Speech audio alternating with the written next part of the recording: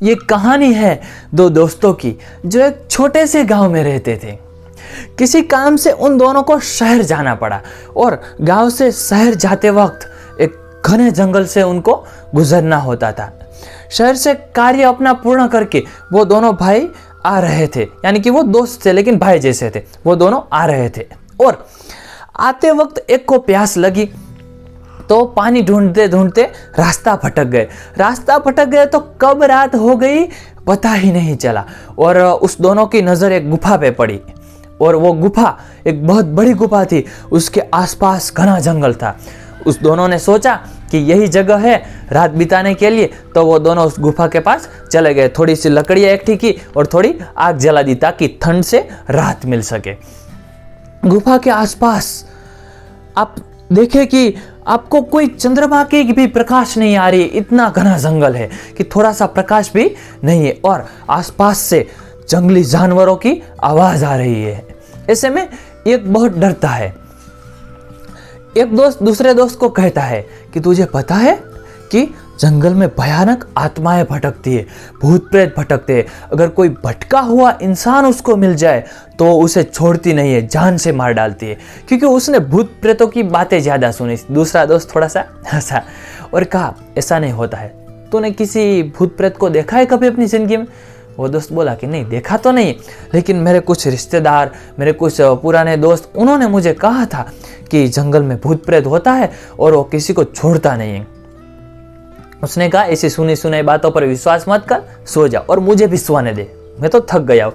कुछ देर के बाद वो सो गया क्योंकि थक गया था और उसको ऊँघ नहीं आ रही थी, उसको तो नींद ही नहीं आ रही थी। क्यों? क्योंकि उसको तो माइंड में भूत प्रेतों की कहानियाँ बैठी थी। कुछ देर के बाद उसको परछाई दिखी, क्योंकि आग जलती थी, आसपास में घने पेड़ थे। इसकी वजह से गुफा में कुछ पत्थरों पे अलग अलग परछाइयाँ दिखाई देती थी। वो परछाइयाँ देखकर डरता था और वो दूसरा तो सो गया था। और कुछ देर के बाद ऐसे कुछ घंटे चलता रहा और वो भी सो गया क्योंकि वो थका हुआ था। कुछ देर के बाद उसको स्वप्न आया। स्वप्न में उसको एक भयंकर परछाई दिखाई दी और वो परछाई उसके पास आती गई। वो डरता गया, वो परछाई उसके पास आती गई। वो जितना डरता गया वो परछाई उसके इतना ही पास आती गई और बड़ी होती गई। और वो और डरता गया, वो परछाई और बड़ी होती गई। वो और डरता गया, वो परछाई और बड़ी होती गई। और वो परछाई में एक हाथ उसको दिखाई दिया जिसके बड़े बड़े नाखून थे। वो धीरे धीरे से उसकी नजदीक आने लगा और जब उसके गले पे वो हाथ आने ही वाला था वो उठ गया और उस दूसरे दोस्त को हड़बड़ाकर जगाया कि जाग जाग, मेरे साथ क्या हुआ। उसकी वो बात करता है कि मेरे साथ ये हुआ है। और फिर वो दोस्त थोड़ा सा मुस्कुराया और बोला कि कोई बात नहीं, अब तू वो करियो जो मैं तुझे बोलूँगा। जब तुझे वो परछाई दिखाई दे तब तुझे अपने अंदर ही ये बोलना है कि मैं तुझसे नहीं डरता, सामने आ, मैं तुझसे नहीं डरता। और फिर वो सो गया। कुछ देर के बाद नींद आई और फिर वो स्वप्न आया कि एक परछाई, भयंकर परछाई थी, वो उसके पास और नज़दीक आने लगी।